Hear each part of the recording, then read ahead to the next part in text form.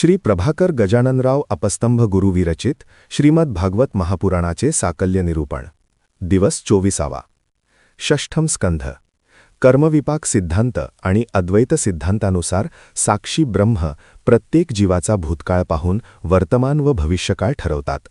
त्याचप्रमाणे यमधर्मराजही करतात।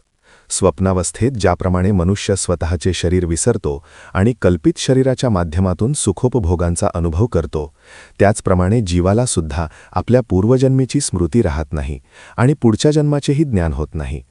5 ज्ञानेंद्रिय, 5 कर्मेंद्रिय, 5 विषय आणि 16वे मन। हे मन 5 विषयांचे शब्द, स्पर्श, रूप, रस आणि गंध यांच्या उपभोगांचा अनुभव ज्ञानेंद्रिय व कर्मेंद्रियांच्या माध्यमातून घेत असते आणि त्यामुळेच ते एखाद्या रेशमाच्या किड्याप्रमाणे स्वतः निर्माण केलेल्या कोशात अडकते। त्याचप्रमाणे प्राणी दशेंद्रियाच्या आधारे वासनामय कोशात अडकतो आणि पुन्हा जन्म घेतो। मागे जडभरताच्या आख्यानात आपण पाहिले की मृगबालाच्या मोहात अडकलेल्या भरताला पुन्हा मृगाच्या जन्माला जावे लागले। त्यासाठी भगवंताचे नाम मुखाने घेत राहणे हे उत्तम प्रायश्चित आहे। अजामेळ हा महान पापी, पण एका मोहाच्या क्षणी तो वासना पिशाच्याने भारला गेला। त्याला अंतकाळी भगवान नारायणाची नाही तर त्या वेश्यापुत्र नारायणाची आठवण आली आणि त्याने आर्त हाक मारली।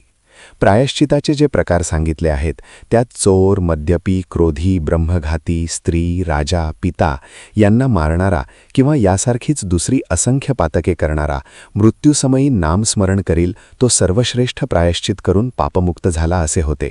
म्हणून अजामेळाला नेण्यासाठी शिवदूत आले। नामाचा महिमा अनेक संतांनी गायला आहे। रोज नित्यनियमाने स्नानाच्या वेळी डोक्यावर पाण्याचा पहिला तांब्या पडताच विष्णुस्मरण करणाऱ्या व्यापाळ्याचा अंत झाला। शेवटचे स्नान पाठीमागून मुलाने डोक्यावर तांब्या ओतला आणि काय आश्चर्य, व्यापाळ्याच्या तोंडून नेहमीप्रमाणे विश्वम विष्णुर वषटकारो सुरू झाले। इंद्रियांना वळण लावले तर जीव आणि ब्रह्मही त्याला साथ देत असतो। समुद्र लंघनासाठी ज्यावेळी वानरसेना दगडांवर राम नाम अंकित करून टाकू लागली तेव्हा दगड तरंगून पूल तयार होत होता। रामाला वाटले आपणही हातभार लावू। त्यानेही एक दगड टाकला। दगड असतो आणि टाकलेला बुडालाच। राम नामासह असता तर तरला असता। नामविरहित प्रत्यक्ष रामानेही टाकलेला भवसागरात बुडणारच। म्हणून या भवसागरात आपल्याला नशिबाने लोटले अशा भावाने जगू नये, तर भागवन नाम घेऊन पडलो म्हणा। सोबत नाम असू द्या, कसलाही सागर दुस्तर नाही। रामाने टाकलेला या क्रियेतून राम नाम विन्मुक्ता दाखवली आणि नामीपेक्षा नाम श्रेष्ठताही दाखवली। अजामेळाच्या मुलाचे नाव नारायण असले तरी त्या नावाचा देह श्रेष्ठ नाही। परमेश्वराने धारण केलेले म्हणून नाम श्रेष्ठ व पुण्यकारक ठरले व अजामेळाचा उद्धार झाला।